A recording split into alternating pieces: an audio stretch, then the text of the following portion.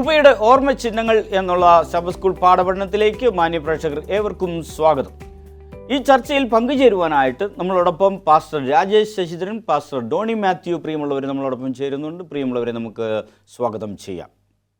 നമസ്കാരം സാർ. നമസ്കാരം. കൃപയുടെ ഓർമ്മ ചിഹ്നങ്ങൾ നമ്മളെല്ലാവരും മറക്കാനുള്ള ആ പ്രവണത നമുക്കുണ്ട്. എന്നാൽ ചില കാര്യങ്ങൾ സാമ്പത്തികമായിട്ടുള്ള ഇടപാടുകൾ ഒരിക്കലും മറക്കത്തില്ല. അപ്പം അങ്ങനെയാണ് ഇവിടെ നമ്മൾ മനപ്പാഠവാക്യമായിട്ട് യോശുവ 4:24 വാക്യങ്ങൾ ഇവിടെ നമുക്ക് നൽകിയിരിക്കുന്നു. നമ്മൾ സംഭവിക്കാനിരിക്കുന്ന കാര്യങ്ങൾക്ക് വേണ്ടി നമ്മൾ ഒരുങ്ങണമെന്ന് ദൈവം ഇസ്രായേൽ ജനങ്ങളോട് ആവശ്യപ്പെടുന്നു. അതിനെക്കുറിച്ച് എന്തെങ്കിലും പറയാൻ പറ്റുമോ?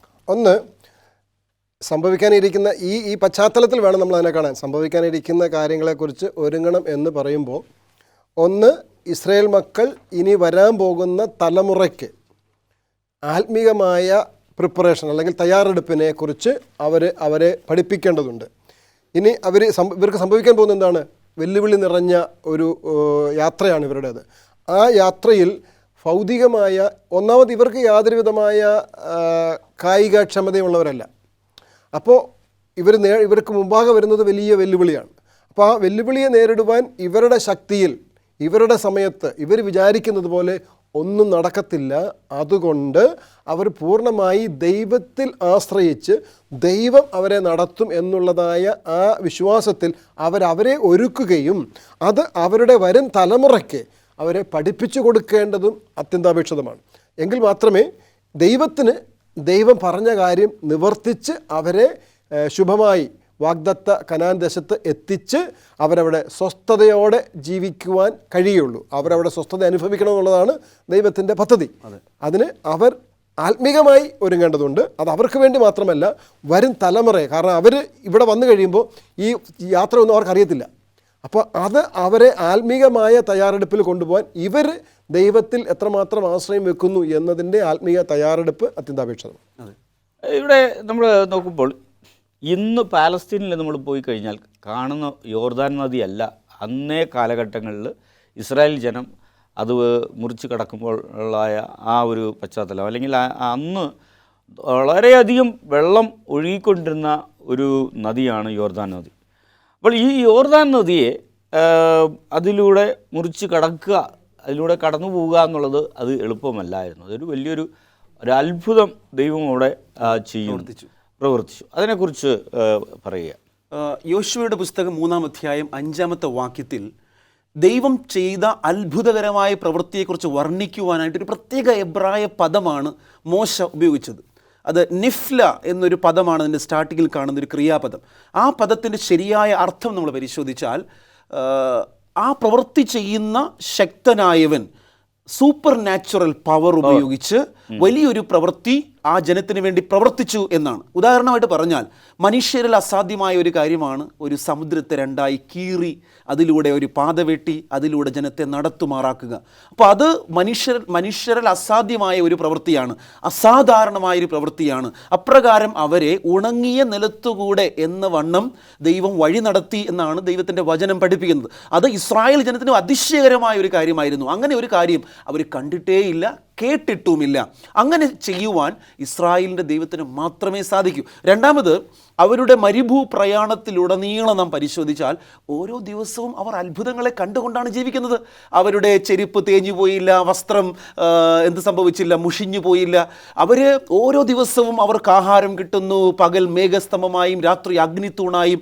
അത്ഭുതങ്ങളുടെ ഒരു വലിയൊരു വരവ് അവരുടെ യാത്രയിലുടനീളം, അവരുടെ ആരംഭത്തിൽ, ജീവിതത്തിൽ അവർ കണ്ടുകൊണ്ടിരിക്കുകയാണ്. അത്ഭുതങ്ങൾ അധികമായിട്ട് ഓരോ ദിവസവും ഈ പ്രിയപ്പെട്ടവർ കണ്ടുകൊണ്ടിരിക്കുകയാണ് മരുഭൂമിയിൽ തന്നെ. ഇവിടെ യോർദാൻ കടക്കുവാൻ ഒരു രീതിയിലും സാധ്യമല്ല. കാരണം യോർദാൻ കര കവിഞ്ഞൊഴുകുകയാണ്. അതെ, നിലയില്ലാ കയം പോലെയാണ്. അതിൻ്റെ ഏറ്റവും വലിയ അത്ഭുതം എന്ന് പറയുന്നത്, ഇവർ ഉണങ്ങി നിലത്തൂടെ അപ്പുറത്ത് കടന്നു. അല്പം കഴിഞ്ഞപ്പോൾ, അതായത് പുരോഹിതന്മാർ അപ്പുറത്ത് പോയി കഴിഞ്ഞപ്പോൾ ഇത് വീണ്ടും അതേ അവസ്ഥയിൽ പഴയ മടങ്ങി വന്നു. അതവർ കാണുകയാണ്. അപ്പോൾ അതൊരു സാധാരണ മനുഷ്യൻ്റെ ചിന്തയ്ക്ക് അപ്പുറമായ വലിയ ഒരു അത്ഭുതം തന്നെയാണ് ഈ യോർദാൻ മുറിച്ച് കടക്കൽ എന്നുള്ളത് അവിടെ നടക്കുന്നത്. അവിടെ ഒരു കാര്യം ഞാൻ കൂട്ടിച്ചേർക്കാനാണ്. ചെങ്കടൽ മുറിച്ച് കിടക്കാനായിട്ട് നിന്നപ്പോഴുള്ള ആ ആദിയും അങ്കലാപ്പും ഈ യോർദാൻ നദിയുടെ മുന്നിൽ വന്ന് നിൽക്കുന്ന ഇസ്രായേൽ ജനത്തിന് ഉണ്ടായിരുന്നു? അല്ല, ഇവിടെ അത്രയും ഉണ്ടായിരുന്നില്ല. പക്ഷേ ഇവിടെ അതിനകത്തൊരു വേറെ വലിയ പ്രത്യേകതയുണ്ട്. ഇവിടെ പ്രത്യേകത എന്താണ്? ആദ്യം പുരോഹിതന്മാരോടാണ് എങ്ങോട്ട് പോകാൻ പറഞ്ഞത്? യോർദാനിലോട്ട് പോകാൻ പറഞ്ഞത്. പെട്ടകവുമായിട്ട് യോർദാൻ നടുവിൽ അവർ പോയി നിൽക്കണം. പുരോഹിതന്മാർ അവിടെ കാല് ചവിട്ടിയതിന് ശേഷമാണ് ഇവർ പിന്നെ പുറകെ വരുന്നത്. അപ്പോൾ അവർ കാല് ചവിട്ടിയപ്പോഴത്തേന് എന്ത് സംഭവിച്ചു? ഈ വെള്ളം വറ്റിക്കഴിഞ്ഞു. പിന്നെ ഇവർക്ക് ആശങ്കയില്ല. മറ്റേ അവിടെ അങ്ങനെയല്ല, അവരെല്ലാവരും നിരനിരയായിട്ട് നിൽക്കുകയാണ്. എന്ത് ചെയ്യും? പുറമോട്ട് നോക്കിയപ്പോൾ ഇസ്രായേൽ സൈന്യം വരികയാണ്. ഇത് രണ്ടും കണ്ടിട്ട് അവർക്ക് ഭയപ്പാട് അവിടെ കൂടി. ഇവിടെ അങ്ങനെ ഒരു അവസ്ഥ ഇവിടെ ഇല്ല. ഈ സമയമായപ്പോഴേക്കും അവർക്ക് വിശ്വാസത്തിൽ കുറച്ച് ഉറപ്പുകളൊക്കെ കിട്ടി. They become little matured in their faith. അപ്പോൾ ആദ്യത്തെ സമയത്ത് അവർ കണ്ടു തുടങ്ങുന്നതേ ഉള്ളൂ. അപ്പോൾ അവർക്കൊരു അങ്കലാപ്പുണ്ട്. പക്ഷേ ഇപ്പോൾ പതിയെ പതിയെ മോശയിലൂടെ ദൈവത്തിൻ്റെ ഇടപെടലുകൾ കണ്ട് മനസ്സിലാക്കി അവർക്ക് ഒരു ഉറപ്പുണ്ട്. ഇപ്പോൾ പണ്ടത്തെ പോലെ അവർ അങ്ങോട്ടും ഇങ്ങോട്ടും ചായുന്ന അവസ്ഥയിലല്ല. ഒരു മാറ്റം അവരുടെ ലൈഫിലൂടെ, ജീവിതത്തിലുണ്ടായ അനുഭവങ്ങളിലൂടെ അവർക്കൊരു മാറ്റം ദൈവം ഉണ്ടാക്കി. അപ്പോൾ പഴയ ഇസ്രായേൽ മക്കളല്ല യോർദാൻ കരയിലെത്തുമ്പോൾ കാണുന്നത്. അവിടെ യോശുവയുടെ ഇടപെടലുകളും ദൈവത്തിൻ്റെ ഇടപെടലുകളും ഒക്കെ അവരെ കുറേയൊക്കെ പാഠങ്ങൾ പഠിപ്പിച്ച് മാറ്റങ്ങൾ വരുത്തി. തലമുറയല്ല. അതെ, തലമുറയും മാറുന്നു, ജനങ്ങളും മാറുന്നു. പറഞ്ഞു വരുന്നത്, ഒരുവൻ വിശ്വാസ ജീവിതത്തിലേക്ക് വരുമ്പോൾ അവൻ്റെ ആദ്യ കാലഘട്ടങ്ങളിലേക്കാളും അവൻ കുറേ വർഷങ്ങൾ കഴിയുമ്പോൾ വിശ്വാസത്തിൽ വളർന്നവനായിട്ട് കാണപ്പെടണമെന്നാണ് തീർച്ചയായും. പക്ഷെ പലർക്കും പക്വത വരുന്നില്ലല്ലോ, അതാണ് സങ്കടം. അത് ഓവർ കോൺഫിഡൻസ് ഉണ്ടാകുന്നതുകൊണ്ടാണ്. അത് ദൈവത്തിന് പൂർണ്ണമായും നമ്മൾ നേരത്തെ പഠിച്ചതുപോലെ വിധേയപ്പെടാത്തതുകൊണ്ടാണ്. നമ്മൾ എന്തുകൊണ്ട് അപ്രകാരം നമ്മൾ ചിന്തിക്കുകയാണെങ്കിൽ 3 പരിശുദ്ധാത്മാവ് നമ്മൾ ചെയ്യുന്ന 3 പ്രവൃത്തികൾ: ജസ്റ്റിഫിക്കേഷൻ, സാൻറ്റിഫിക്കേഷൻ, ഗ്ലോറിഫിക്കേഷൻ. ഇത് പടിപടിയായുള്ള ഒരു ദൈവിക പ്രവൃത്തിയാണ്. അത് നമ്മിൽ ദൈവം ചെയ്യുന്ന പ്രവൃത്തിയാണ്. അത് നമ്മിൽ നിവൃത്തിയാകണമെങ്കിൽ നാം സ്വയം ദൈവത്തിന് വിധേയപ്പെടണം. എങ്കിൽ മാത്രമേ ഇത് കാണത്തുള്ളൂ. നല്ലൊരു ചർച്ചയാണ്. ഈ ചർച്ച ഒരു ഇടവേളയ്ക്ക് ശേഷം നമ്മൾ തുടരുന്നതായിരിക്കും. മാന്യപ്രേക്ഷകരെ, ആരും എങ്ങും പോകരുത്. ഈ ചർച്ച ഞങ്ങൾ തുടരുന്നു. പെട്ടെന്ന് ഞങ്ങൾ തിരികെ എത്തുന്നു. കൃപയുടെ ഓർമ്മ ചിഹ്നങ്ങൾ എന്നുള്ള സബ് സ്കൂൾ പാഠപഠനത്തിലേക്ക് മാന്യപ്രേക്ഷകർ ഏവർക്കും വീണ്ടും സ്വാഗതം. ഇവിടെ ഇസ്രായേൽ ജനം യോർദാൻ മുറിച്ചു കടക്കുന്നു. ഈ യോർദാൻ നദി കടക്കുമ്പോൾ ദൈവം ഒരു കാര്യം ആവശ്യപ്പെടുകയാണ്, ഒരു പ്രത്യേകമായ കാര്യം. ഒരു ഓർമ്മ സ്തൂപം നിങ്ങൾ ഉണ്ടാക്കണം, ഉണ്ടാക്കണം, അല്ലെങ്കിൽ നാട്ടണം എന്നൊക്കെ ഉണ്ടാക്കുക. അതെന്തുകൊണ്ടാണ് അങ്ങനെ ഒരു ആവശ്യം ഉന്നയിച്ചത്? ഒന്ന്, നമ്മൾ കഴിഞ്ഞ ഇതിൽ കണ്ടതുപോലെ ഈ യോർദാൻ കടക്കുക എന്നുള്ളത് അസംഭവ്യമായ കാര്യമാണ്. അസാധ്യമായതിനെ സാധ്യമാക്കി. പക്ഷേ ഇത് കാലങ്ങൾ കഴിഞ്ഞു പോകുമ്പോൾ, ഇവർ കനാൻ ദേശത്ത് താമസിക്കുമ്പോൾ ഈ വന്ന തലമുറയൊക്കെ മരിച്ചു പോകും. പുതിയ തലമുറയാണ് അവിടെ താമസിക്കുന്നത്. അപ്പോൾ അവർക്കൊരു പക്ഷേ ഇതിനെക്കുറിച്ചൊന്നും ഓർമ്മയൊന്നും കാണത്തില്ല, മറന്നു പോകുന്ന ഒരു സ്വഭാവം സാധാരണ മനുഷ്യർക്കുണ്ട്. അപ്പോൾ ഇവർ എങ്ങനെയാണ്, ഇവരാരായിരുന്നു എന്നും ഇപ്പോൾ എവിടെയാണെന്നും എന്താണെന്നും അവർക്ക് നല്ല ബോധ്യമുണ്ടാകുവാൻ ദൈവം അവരെ നടത്തിയ വിധങ്ങളെക്കുറിച്ച് അവർ ഓർത്തിരിക്കുവാൻ, പഠിക്കുവാൻ, മനസ്സിലാക്കുവാനും അടുത്ത തലമുറയ്ക്ക്, ഇത് ഒരു തലമുറയ്ക്കല്ല, തലമുറയായി ഇത് കൈമാറേണ്ട ഒരു കാര്യമാണ്. ആ ഓർമ്മ സമ്പത്തിൽ യോശുവ അവിടെ വേറെ 2 കാര്യം കൂടെ പറയുന്നുണ്ട്. അതായത് അവിടെ നിന്ന് എന്ത് ചെയ്യണം? കല്ല് എടുക്കുന്നതോടൊപ്പം 12 കല്ല് എടുക്കുന്നതോടൊപ്പം അഹ്റോൻ്റെ വടിയും മന്ന ഇട്ട് വെച്ച പാത്രവും സൂക്ഷിക്കാൻ പറയുന്നുണ്ട്. അപ്പോൾ ഇതെല്ലാം അവരെ നടത്തിക്കൊണ്ട് വന്നതിൻ്റെ ഓർമ്മ വരും തലമുറയ്ക്ക് പകർന്നു കൊടുക്കാൻ വേണ്ടിയാണ്. നമ്മൾ ഈ ഓർമ്മ സ്തൂപങ്ങളെ കുറിച്ച് നമ്മൾ ഇവിടെ കണ്ടു. വ്യക്തിപരമായ ജീവിതത്തിൽ നമുക്ക് എങ്ങനെയെങ്കിലും അങ്ങനെ ഓർത്തിരിക്കുവാനുള്ള എന്തെങ്കിലും ഒരു സ്തൂപങ്ങൾ, അങ്ങനെയുള്ള ഒരു കാര്യങ്ങൾ എന്തെങ്കിലും ഉണ്ടോ? ദൈവം നമ്മെ നടത്തിയ വഴികൾ, നമ്മെ ഒന്നുമില്ലായ്മയിൽ നിന്നും ദൈവം കൊണ്ടുപോയ വിധങ്ങളെ നമ്മൾ ഒരിക്കലും മറക്കുന്നത് എങ്ങനെയാണ്? ഇസ്രായേൽ മക്കളെ സംബന്ധിച്ച് അവർ അടിമകളായി പ്രയാസപ്പെട്ട് ഭാരപ്പെട്ട് ദൈവത്തോട് നിലവിളിച്ചപ്പോൾ അവർക്കാർക്കും സാധ്യമല്ലാത്ത ഒരു പ്രവൃത്തിയെ ദൈവം ഇടപെട്ട് പ്രവർത്തിച്ച് അവരെ വിടുവിക്കുന്നു. അപ്പോൾ അവർ ഓർമ്മ ചിഹ്നമായിട്ട്, അപ്പോൾ ആ രാത്രിയിൽ സംഹാരദൂതൻ അവരെ സന്ദർശിക്കുവാൻ വന്ന സമയത്ത് ആ സംഹാരദൂതൻ അവരെ വിട്ട് ഒഴിഞ്ഞു പോയത് വാസ്തവത്തിൽ അവരുടെ കട്ടളപ്പടിമേൽ ചാർത്തി വെച്ച ആ രക്തത്തിൻ്റെ ഒരു അടയാളമായിരുന്നു. ആ രക്തത്തിൻ്റെ അടയാളം അവർക്ക് വിടുതലിൻ്റെ ഒരു അടയാളമായതുപോലെ നമുക്കെല്ലാവർക്കും വാസ്തവത്തിൽ നാം ദൈവത്തെ അറിയാതെ പോയിരുന്നുവെങ്കിൽ നമ്മുടെയൊക്കെ അവസ്ഥ ഇന്ന് എന്തായി തീരുമായിരുന്നു. ഇപ്പോൾ എന്നെ സംബന്ധിച്ച് ഞാനൊരു ഹൈന്ദവ വിശ്വാസത്തിൽ നിന്നും കടന്നു വന്നവനാണ്. ഇപ്പോൾ എൻ്റെ കുടുംബാംഗങ്ങളിൽ പലരും ഇന്നും ആ വിശ്വാസത്തിൽ നിലനിൽക്കുന്നവരാണ്. അവരുടെയൊക്കെ ജീവിതങ്ങളെ ഇന്ന് ഏകദേശം 21 വർഷമായി ഞാൻ ക്രിസ്തുവിനെ അറിഞ്ഞ് ജീവിക്കുവാൻ ആരംഭിച്ചിട്ട്. ഈ 21 വർഷം പിന്നോട്ട് പോയി എൻ്റെ കുടുംബത്തിലെ പ്രിയപ്പെട്ടവരെയൊക്കെ ഞാൻ ഇന്ന് പോയി പരിശോധിക്കുമ്പോൾ അവരെവിടെയാണോ അന്ന് കാണുവാൻ ഞാൻ ഇടയായത് അവിടെ നിന്നും ഒരിഞ്ച് പോലും അവരനങ്ങിയിട്ടില്ല. ഇന്നും അതേ അവസ്ഥയിൽ, അതേ വിശ്വാസത്തിൽ, അതേ അന്ധവിശ്വാസത്തിൽ അവർ ജീവിക്കുകയാണ്. അപ്പോൾ ദൈവം വിളിച്ച വിളികളെ ഞാൻ ഇന്ന് അവരെ കാണുമ്പോൾ ഓർക്കുന്നതിലൂടെ ഞാൻ എവിടെ നിന്നാണ് വന്നത്, ഇന്ന് എവിടെ എത്തി നിൽക്കുന്നു എന്ന വലിയ സത്യം ദൈവം എന്നെ ബോധ്യപ്പെടുത്തുകയാണ്. അടിമകളായി ജീവിച്ചു പോരേണ്ടിയിരുന്ന ഇസ്രായേൽ മക്കളെ ദൈവം ഈ ലോകത്തിൻ്റെ അധിപന്മാരാക്കുകയും അതുമാത്രവുമല്ല സ്വർഗീയ രാജ്യത്തിൻ്റെ ഓഹരിക്കാരാക്കുകയും ചെയ്തു എന്നുള്ളത് നമുക്കൊരിക്കലും ചിന്തിക്കുവാൻ പോലും കഴിയാത്തൊരു വലിയൊരു സത്യമാണ്. അപ്പോൾ ചില ഓർമ്മ സ്തംഭങ്ങൾ നമുക്കുള്ളത് നല്ലതാണെന്ന്. ചിലരൊക്കെ അവരുടെ പഴയ വസ്ത്രങ്ങളോ പഴയ ഉടുപ്പുകളോ പഴയ ഫോട്ടോകളോ ഒക്കെ എന്തിനാ സൂക്ഷിക്കുന്നത്?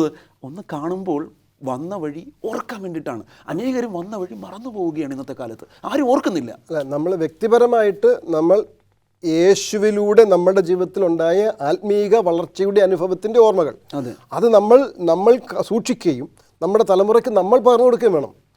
കാരണം നമ്മുടെ തലമുറയ്ക്ക് ഒരുപക്ഷെ അത് അറിയണമെന്നില്ല. അപ്പം നമ്മുടെ തലമുറയ്ക്ക് നമ്മൾ യേശുവിനെ കണ്ടെത്തിയതും അതിൽ മൂലം നമുക്കുണ്ടായ ആത്മീക സന്തോഷം ഭൗതികമായിട്ട് പല കാര്യങ്ങളും ചിലപ്പോൾ നേടാൻ കഴിഞ്ഞിരുന്നു. അതുകൊണ്ടാണ് ദൈവം മോശയോട് പറഞ്ഞത്, നിങ്ങളുടെ മക്കളോട് നിങ്ങൾ കിടക്കുമ്പോഴും ഇരിക്കുമ്പോഴും വഴി നടക്കുമ്പോഴും ഉണ്ണുമ്പോഴും ഉറങ്ങുമ്പോഴും ഒക്കെ ദൈവം നിങ്ങളെ നടത്തിയ വിധങ്ങളൊക്കെ അവരെ പറഞ്ഞ് ബോധ്യപ്പെടുത്തണമെന്ന്. ശരിക്കും ഞാൻ ആ വാക്യം പഠിച്ചപ്പോൾ എലൻ വൈറ്റ് പറയുന്നുണ്ട്, ഇസ്രായേൽ മക്കളോട് മോശ പറഞ്ഞത് മാത്രമല്ല, എലൻ വൈറ്റ് പറയുന്നുണ്ട് ദൈവം സെവൻത് ഡേ അഡ്വന്റിസ്റ്റ് സഭയെ അതിൻ്റെ പ്രാരംഭ കാലത്ത് എങ്ങനെ നടത്തി എന്നത് ഓരോ സഭാവിശ്വാസികളെയും ബോധ്യപ്പെടുത്തണം. ഒരു സഭ എന്ന വിധത്തിൽ നമ്മുടെ സഭയുടെ ചരിത്രം ഓരോ വിശ്വാസികളും നന്നായി അറിഞ്ഞിരിക്കണം. കാരണം ഒന്നുമില്ലായ്മയിൽ നിന്നാണ് ദൈവം സെവൻത് ഡേ അഡ്വന്റിസ്റ്റ് സഭയെ ലോകത്തിൽ ഉയർത്തിക്കൊണ്ടുവന്നത്. ആ ഒന്നുമില്ലായ്മയുടെ അവസ്ഥയിൽ ദൈവം ഇന്ന് ഈ സഭയെ എത്തരണത്തിൽ ഉയർത്തിക്കൊണ്ടുവന്നു എന്ന ബോധ്യം നമുക്ക് മറന്നത് കൊണ്ടാണ് നമ്മെക്കുറിച്ച് നമുക്കിന്ന് വിലയില്ലാത്തത്. ശരിക്കും നമ്മൾ ആരാണെന്ന് അറിയണമെങ്കിൽ നാം എവിടെ തുടങ്ങിയെന്ന് പഠിക്കണം. ആ ചരിത്രം വളരെ പ്രധാനപ്പെട്ടതാണ്. ദൈവം നമ്മുടെ ജീവിതത്തിൽ വൻ കാര്യങ്ങൾ ചെയ്തിട്ടുണ്ട്, അനേക കാര്യങ്ങൾ ചെയ്തിട്ടുണ്ട്, വൻ കാര്യങ്ങൾ. അതിനെക്കുറിച്ച് ഓർക്കുവാനും ഒന്നൊന്ന് പുനഃപരിശോധിക്കും അത് നന്നായിരിക്കും. പ്രത്യേകിച്ച് ന്യായാധിപന്മാരുടെ പുസ്തകത്തിലൊക്കെ നമ്മൾ പരിശോധിക്കുമ്പോൾ പല കാര്യങ്ങൾ ഇതിനെക്കുറിച്ച് പറയുന്നുണ്ട്. നമുക്ക് ഒരു 2 വാക്യം ഒന്ന് വായിക്കാം. ഒന്ന് ന്യായാധിപന്മാർ 3:7. അതിങ്ങനെയാണ്: ഇങ്ങനെ ഇസ്രായേൽ മക്കൾ യഹോവയ്ക്ക് അനിഷ്ടമായുള്ളത് ചെയ്തു, തങ്ങളുടെ ദൈവമായ യഹോവയെ മറന്ന് ബാൽ വിഗ്രഹങ്ങളെയും അശേരാ പ്രതിഷ്ഠകളെയും സേവിച്ചു എന്നാണ് 3:7 പറയുന്നത്. ഇനി 8:34 നമുക്ക് ഒന്ന് വായിക്കാം. 8:34 പറയുന്നത്: ഇസ്രായേൽ മക്കൾ ചുറ്റുമുള്ള സകല ശത്രുക്കളുടെയും കയ്യിൽ നിന്ന് തങ്ങളെ രക്ഷിച്ച തങ്ങളുടെ ദൈവമായ യഹോവയെ ഓർത്തില്ല. അപ്പോൾ ദൈവം ചെയ്ത വൻ കാര്യങ്ങൾ എന്ന് പറയുന്നത്, ഇപ്പോൾ ഇസ്രായേൽ മക്കൾക്ക് അവരുടെ ആരോഗ്യം കൊണ്ട്, അവരുടെ ആക്രമ ശൈലി കൊണ്ടോ ആക്രമ ശക്തി കൊണ്ടോ ഈ കടന്നു വന്ന ഒരു ദേശത്തൂടെ അവർ കടന്നു വരാൻ കഴിയുമായിരുന്നില്ല. ഒരാളെയും അവർക്ക് തോൽപ്പിക്കാൻ കഴിയുമായിരുന്നില്ല. അപ്പോൾ അത് മാത്രമല്ല, അവരുടെ 40 വർഷത്തെ അവരുടെ പ്രയാണത്തിൽ അവരനുഭവിച്ച ആത്മീകമായ അനുഭവങ്ങൾ, ചെങ്കടൽ കടന്നതും യോർദാൻ കടന്നതും മാറ്റിവെച്ചാലും ഈ 40 വർഷം അവർക്ക് ആഹാരം കഴിച്ചില്ലേ, അവർക്ക് രാത്രിയിലെ വെളിച്ചം, പകലത്തെ അവർക്ക് ഷാഡോ, അവർക്ക് നിഴൽ കിട്ടിയത്, ഇതെല്ലാം സാധാരണ ഒരു മനുഷ്യന് ചിന്തിക്കാൻ കഴിയുന്നതേ അല്ല. അതിനപ്പുറത്തേക്ക് അത്ഭുതകരമായി അവർ നടത്തപ്പെട്ട് വന്നിട്ടും, ദൈവത്തിൻ്റെ നടത്തിപ്പ് അവർ കണ്ട് പഠിച്ചു വന്നിട്ടും അവരെന്ത് ചെയ്തു? അവരുടെ എല്ലാം തികഞ്ഞെന്ന് തോന്നിയപ്പോൾ അവർ ഈ ദൈവത്തെ മറന്ന് എന്ത് ചെയ്തു? അശേരാ പ്രതിഷ്ഠകളുടെ പുറകെ പോയി, ബാൽ ബിംബങ്ങളെ സേവിക്കാൻ പോയി. അതുകൊണ്ട് ദൈവം താക്കീത് നൽകുകയാണ്. എന്താണ്? വൻ കാര്യങ്ങളെ നിങ്ങളുടെ ജീവിതം ചെയ്തിട്ടുണ്ട്, നിങ്ങൾ എന്ത് ചെയ്യാൻ പാടില്ല? അത് മറക്കാൻ പാടില്ല. ആ ദൈവം അത് അങ്ങനെ മറക്കാൻ, മനുഷ്യൻ മറക്കണമെന്ന് ഇഷ്ടപ്പെടുന്ന ദൈവമല്ല. ഇവിടെ അനുനിമിഷവും ദൈവത്തിൻ്റെ കൃപയും സാന്നിധ്യവും എല്ലാം അറിഞ്ഞ് സഞ്ചരിച്ചു കൊണ്ടിരുന്ന ജനമായിരുന്നു ഇസ്രായേൽ ജനം. അപ്പോൾ ഇസ്രായേൽ ജനത്തിന് അഗ്നിസ്തംഭവുമായിട്ടും ദൈവത്തിൻ്റെ സാന്നിധ്യം ഉണ്ടായിരുന്നു. അഗ്നിസ്തംഭവുമായിട്ടും മേഘസ്തംഭവുമായിട്ടും മന്ന പൊഴിച്ച് അവർക്ക് ആഹാരം നൽകുന്നു. അങ്ങനെ അത്ഭുതകരമായി ദൈവം നയിച്ചുകൊണ്ടിരിക്കുകയാണ്. അവർ പോലും മറന്നു. ദൈവത്തെ. ആ മറവി ദൈവത്തിന് ഇഷ്ടമല്ല. അപ്പൊ അങ്ങനെ അവര് അത്രയും പേഴ്സണലായിട്ട് ദൈവത്തെ അടുത്തറിയുവാൻ അവർക്ക് രാത്രിയെന്നില്ലാതെ പകലെന്നില്ലാതെ സാധിച്ചിട്ടും അവർ മറന്നുവെങ്കിൽ നമ്മുടെ കാര്യം പറയാനുണ്ടോ? ദൈവം ചെയ്ത നന്മകളെ ഓർക്കുക എന്ന് ദൈവം എന്തിനാണ് ഈ താക്കീത് നൽകുന്നത്? അതായത് നമ്മൾ ഓർത്തിരിക്കേണ്ടത് വളരെ അത്യാവശ്യമാണ്. നാം ഓർത്തിരിക്കുമ്പോൾ മാത്രമേ നമുക്ക് വീണ്ടും വീണ്ടും ഉറച്ചിരിക്കാൻ സാധിക്കത്തുള്ളൂ. ഓർക്കാത്തവന് ഉറയ്ക്കുവാൻ സാധിക്കത്തില്ല. ഓർക്കുമ്പോഴാണ് നമ്മൾ ഉറയ്ക്കുന്നത്. അതുകൊണ്ടാണ് ദൈവം നമ്മെ നടത്തിയ വിധങ്ങളെ നാം ഓരോ നിമിഷവും ഓർക്കുമ്പോൾ നാളുകളെ അതിജീവിക്കുവാൻ നമ്മെ കർത്താവ് ശക്തനാക്കുകയാണ്. അപ്പോൾ നമ്മുടെ മറവി നമ്മെ ബലഹീനനാക്കുന്നു, ഓർമ്മയോ നമ്മെ ശക്തനാക്കി തീർക്കുന്നു. നല്ലൊരു ആശയമാണ്. ഒരു ഇടവേളയ്ക്ക് ശേഷം ഈ ചർച്ച നമ്മൾ തുടരുന്നതായിരിക്കും. മാന്യപ്രേക്ഷകരെ, ആരും എങ്ങും പോകരുത്. ഈ ചർച്ച ഞങ്ങൾ തുടരുന്നു. കൃപയുടെ ഓർമ്മ ചിഹ്നങ്ങൾ എന്നുള്ളതായ ശബത്ത് സ്കൂൾ പാഠപഠനത്തിലേക്ക് മാന്യപ്രേക്ഷകർ ഏവർക്കും വീണ്ടും സ്വാഗതം. ദൈവം ചെയ്തതായ നന്മകളെ ഒരിക്കലും നമ്മൾ മറക്കരുത്. എത്രയോ പേര് ദൈവം അത്ഭുതകരമായി അവരെ നടത്തി, അവർ പേരും പെരുമയും ഒക്കെ പ്രസിദ്ധി ആർജിച്ച് വലിയ നിലയിൽ എത്തിക്കഴിയുമ്പോൾ ദൈവത്തെ അവർ മറന്നു കളയുന്നതായ അവസ്ഥകളാണ് കാണുന്നത്. അതിനെക്കുറിച്ച് എന്തെങ്കിലും കൂട്ടിച്ചേർക്കാൻ പറ്റും? അതായത് സങ്കീർത്തനക്കാരൻ്റെ ഒരു പ്രാർത്ഥനയുണ്ട്, ദൈവമേ ഞാൻ ദരിദ്രനായി തീർന്ന് സമ്പന്നനായി തീർന്ന് ഇങ്ങനെ ആകാതിരിപ്പാനും. നമുക്ക് വാസ്തവത്തിൽ ധാരാളം സമ്പത്തുണ്ടാകുന്നത് ഒരു കണക്കിന് നമ്മൾ പരിശോധിച്ചാൽ ഒരു വലിയൊരു ചലഞ്ചിങ് ആണ്. കാരണം നമ്മൾ സമ്പത്തുണ്ടാകുമ്പോൾ സ്വാഭാവികമായും ആ സമ്പത്ത് നമ്മുടെ സ്വഭാവത്തിൽ വരുത്തുന്ന മാറ്റങ്ങളെക്കുറിച്ച് ദൈവം ധാരാളം കാര്യങ്ങൾ പറയുന്നുണ്ട്. കാരണം എപ്പോഴൊക്കെ നമുക്ക് ദൈവത്തോട് അടുത്തിരിക്കുവാൻ സാധിക്കും. കഷ്ടതയിലാണ് ദൈവത്തിൻ്റെ വിശുദ്ധന്മാരൊക്കെ തന്നെ ദൈവത്തെ അടുത്തറിഞ്ഞത്. അല്ല, അങ്ങനെ നമ്മൾ ജനറലൈസ് ചെയ്യാൻ പാടില്ല. എന്തറിയാമോ, നമ്മൾ ഇയ്യോബിനെ പഠിച്ചാൽ ഇയ്യോബ് വളരെ സമ്പന്നനായിരുന്നു. പക്ഷെ അപ്പോഴും ഇയ്യോബ് എന്ത് ചെയ്തിരിക്കുകയാണ്? വിശ്വസ്തനാകുകയും തൻ്റെ കുഞ്ഞുങ്ങൾക്ക് വേണ്ടി പ്രാർത്ഥിക്കുകയും ആ തലമുറയെ ആ വിശ്വസയെ വളർത്താൻ ശ്രമിക്കുകയൊക്കെ ചെയ്തു. അപ്പോൾ സമ്പത്ത് ഉണ്ടാകുന്നതല്ല പ്രശ്നം, സമ്പത്തിൻ്റെ വഞ്ചനയിൽ അകപ്പെടുന്നതാണ് പ്രശ്നം. സമ്പത്തിൻ്റെ വഞ്ചന, അതാണ് ദൈവം പറഞ്ഞത്, നിങ്ങൾ ദൈവത്തെയും മാമോനെയും ഒരുമിച്ച് സേവിക്കാൻ പറ്റില്ല. ഈ മാമോൻ എന്ന് പറഞ്ഞാൽ പണം എന്നാണ് അർത്ഥം, അല്ലാതെ സാത്താൻ. ദൈവം എന്തുകൊണ്ട് സാത്താൻ എന്നല്ല പറഞ്ഞത്, ദൈവത്തെയും മാമോനെയും. അപ്പോൾ പണത്തിൻ്റെ പുറകെ, അതായത് പണം നൽകുന്ന ഒരു വഞ്ചനയുണ്ട്. ആ വഞ്ചനയാണ് പണമല്ല പ്രശ്നം, പണം നൽകുന്ന വഞ്ചനയാണ് പ്രശ്നം. ആ വഞ്ചനയിൽ നമ്മൾ പെട്ടുപോയാൽ പോയി. അതുകൊണ്ടാണല്ലോ ഉണ്ണാനും ഉടുക്കാനും ഉണ്ടെങ്കിൽ അത് മതി എന്ന് നിങ്ങൾ കരുതിക്കൊള്ളുക. സമ്പത്ത് വർദ്ധിക്കും തോറും ഈ പറയുന്ന വഞ്ചനയിൽ നമ്മൾ എന്ത് ചെയ്യുന്നു?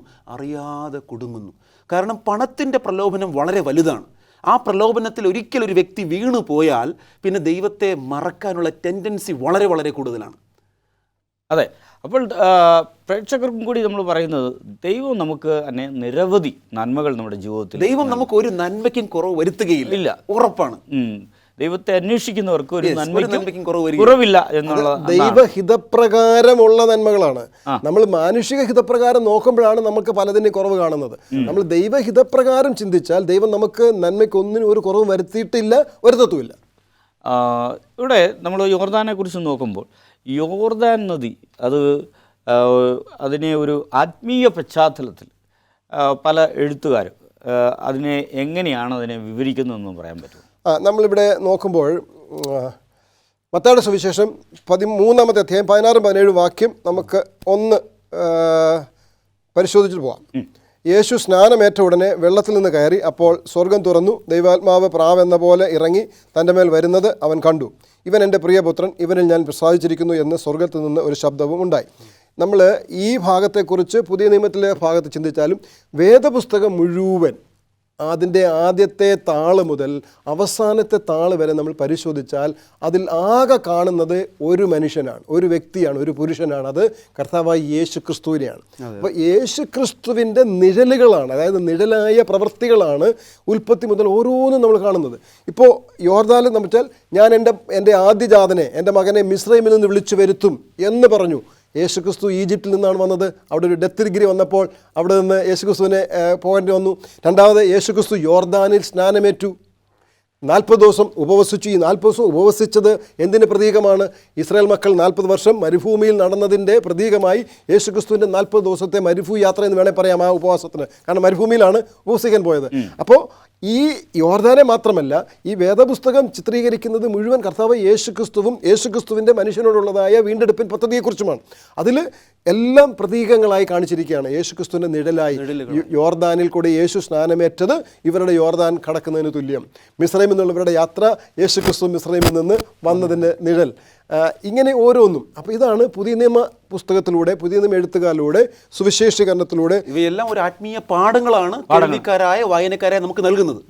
അപ്പോൾ ഇവിടെ തുടർന്ന് നമ്മൾ നോക്കുമ്പോൾ ശബദിനെ കുറിച്ച് ഇവിടെ സംസാരിക്കുന്നുണ്ട്. ശബദിനെ കുറിച്ച് അല്പമായിട്ട് പറയാൻ പറ്റും. ഈ ശബദിനെ കുറിച്ച് ഈ ഭാഗത്ത് പറയുന്നത് അതൊരു വെറും ആരാധനാ ദിവസമായി മാത്രം ഉള്ള സൂചനയല്ല, മറിച്ച് ശബദ് എന്നതൊരു ഓർമ്മപ്പെടുത്തലാണ്.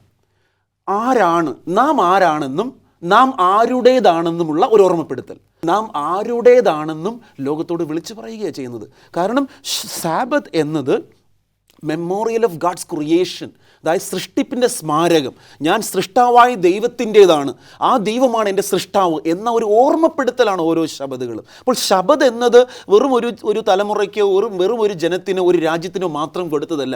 ഈ ലോകത്തുള്ള സകല മനുഷ്യരും ദൈവത്തിൻ്റേതാണ്, നാമോ ദൈവത്താൽ സൃഷ്ടിക്കപ്പെട്ടവരാണ്. ആ ഒരു ഓർമ്മപ്പെടുത്തലാണ്. അപ്പോൾ ശബദ് എന്ന സത്യത്തെ പിശാച് പൂർണ്ണമായും മാറ്റിയതിലൂടെ ഞാൻ ഈ ലോകത്തിൽ ആരാണെന്നും ഞാൻ ആരുടേതാണെന്നുമുള്ള ആ ഒരു ബോധ്യത്തെ അവൻ തുടച്ചു മാറ്റുവാൻ ശ്രമിച്ചിരിക്കുകയാണ്. അപ്പോൾ യേശുക്രിസ്തുവാണ് നമ്മുടെ രക്ഷകനെന്നും വീണ്ടെടുപ്പുകാരനെന്നും സൃഷ്ടാവെന്നും ഓരോ ശബദം നമ്മെ ബോധ്യപ്പെടുത്തുകയാണ്. അതൊരു ഓർമ്മ സ്തംഭം കൂടിയാണ്. മാത്രമല്ല, ശബദ എന്ന് പറയുന്നതിനകത്ത് സ്വസ്ഥത എന്ന ഒരർത്ഥം കൂടിയുണ്ട്. അപ്പോൾ വിശ്രമം അഥവാ സ്വസ്ഥത. ദൈവം ഇവർക്ക് ഈ ഇസ്രായേൽ മക്കളോട് പറയുന്നുണ്ട്, നിങ്ങൾ അവിടെ സ്വസ്ഥത അനുഭവിക്കും. എത്രത്തോളം കാലം? നിങ്ങൾ പൂർണ്ണമായി ദൈവത്തോട് വിധേയപ്പെട്ട് നിൽക്കുന്നിടത്തോളം കാലം. In total allegiance to God. എപ്പോൾ നിങ്ങളുടെ വിധേയത്വം മാറുന്നുവോ നിങ്ങളെ ദേശത്തുനിന്ന് ചിതറിക്കുമെന്ന് വേദത്തിൽ പറഞ്ഞിട്ടുണ്ട്. അപ്പോൾ ശബദ് എന്ന് പറയുന്നത് പൂർണ്ണമായി ദൈവത്തിന് വിധേയപ്പെട്ട് ദൈവത്തെ ദൈവമായി മനസ്സിലാക്കി അംഗീകരിച്ച് ആ ദൈവത്തിന് മുമ്പാകെ കീഴ്പ്പെട്ട് ജീവിക്കുന്ന ഒരു അവസ്ഥ. ശരിക്കും പറഞ്ഞാൽ പൂർണ്ണമായും ദൈവത്തിന് വിധേയപ്പെട്ടവർക്ക് മാത്രമേ ശബദ കൽപ്പന അനുസരിക്കാൻ സാധിക്കത്തുള്ളൂ, അല്ലാതെ പറ്റത്തില്ല. പൂർണ്ണമായും വിധേയപ്പെടാത്തത് കൊണ്ടാണ് 4-ാം കൽപ്പനയെ അനുസരിപ്പാൻ ഇന്ന് ലോകം മനസ്സ് വയ്ക്കാത്തത്. പൂർണ്ണമായും ദൈവത്തിന് വിധേയപ്പെടുന്ന കീഴ്പ്പെടുന്നവർക്ക് മാത്രമേ 4-ാമത്തെ പ്രമാണത്തെ അനുസരിപ്പാൻ സാധിക്കൂ. ഓർക്കുക എന്ന് ദൈവവും മറക്കുക എന്ന് മനുഷ്യനും. അതെ. അപ്പോൾ ദൈവത്തിൻ്റെ ശബദിനെ മറക്കാൻ അവൻ പ്രയാസപ്പെടുന്നു. നല്ലൊരു ചർച്ചയായിരുന്നു. ആ ഒരു വാക്ക് നമുക്ക് പാസ്റ്റർ രാജേഷുമായിട്ട് പ്രാർത്ഥിക്കാം. പരിശുദ്ധനായ ദൈവമേ, ഞങ്ങളുടെ സ്വർഗീയ പിതാവേ, ഇസ്രായേൽ ജനത്തിന് മുൻപാകെ അവിടുന്ന് ധാരാളം ഓർമ്മസ്തംഭങ്ങളെ നാട്ടി അവരെ ഓർമ്മപ്പെടുത്തി ഓരോ ദിവസവും അവിടുത്തോട് അവർ പറ്റിച്ചേർന്ന് നിലനിന്നതുപോലെ ഈ ലോകത്തിൽ ഞങ്ങളെയും അവിടുത്തെ സന്നിധിയിൽ പറ്റിച്ചേർന്ന് നിൽക്കുവാൻ തക്കവണ്ണം ഇടയാക്കണമേ. ഞങ്ങൾ ദൈവത്തെ മറന്നു പോകാതെ ഞങ്ങൾ ആരുടെ മക്കളാണെന്നും ദൈവം ആരാണെന്നും ഒക്കെ ഓരോ ദിവസവും ഞങ്ങൾ ഓർമ്മപ്പെടുത്തപ്പെട്ടുകൊണ്ട് ഈ ലോകത്തിൽ മുന്നേറുവാൻ ഞങ്ങളെ സഹായിക്കണം. ഈ കർത്താവെ പാഠപഠനത്തെ അവിടുന്ന് അനുഗ്രഹിച്ചതിനാൽ സ്തോത്രം. കേൾവിക്കാരെ കർത്താവ് അനുഗ്രഹിക്കണം. അവരുടെ ചിന്തകളെ അവിടുന്ന് ഏറ്റെടുക്കണം. എല്ലാ നന്മകൾക്കായിട്ട് സ്തോത്രം. യേശുവിൻ്റെ നാമത്തിൽ ഞങ്ങൾ പ്രാർത്ഥിക്കുന്നു. കേൾക്കുമാറാകണമേ. ഇത്രയും നേരം സ്റ്റുഡിയോയിൽ കടന്നു വന്ന് നല്ല ആശയങ്ങൾ പങ്കുവച്ച കർത്തൃദാസന്മാർക്ക് പ്രത്യേകമായ നന്ദി അർപ്പിച്ചുകൊള്ളുന്നു. പ്രിയ പ്രേക്ഷകരെ, നമ്മൾ ഓർക്കുക എന്ന് ദൈവവും മറക്കുക എന്ന് മനുഷ്യനും ചിന്തിക്കുന്നു. ദൈവത്തിൻ്റെ ശബദിനെ ഓർക്കുവാനും ദൈവം ചെയ്ത നന്മകളെ ഓർക്കുവാനും ദൈവം നടത്തിയ വിധങ്ങളെ ഓർക്കുവാനായിട്ട് ഒരു നല്ലൊരു പാഠപഠനം നമ്മളിവിടെ ശ്രമിക്കുവാനിടയായി. ദൈവം നിങ്ങളെ ഓരോരുത്തരെയും അനുഗ്രഹിക്കുമാറാകട്ടെ.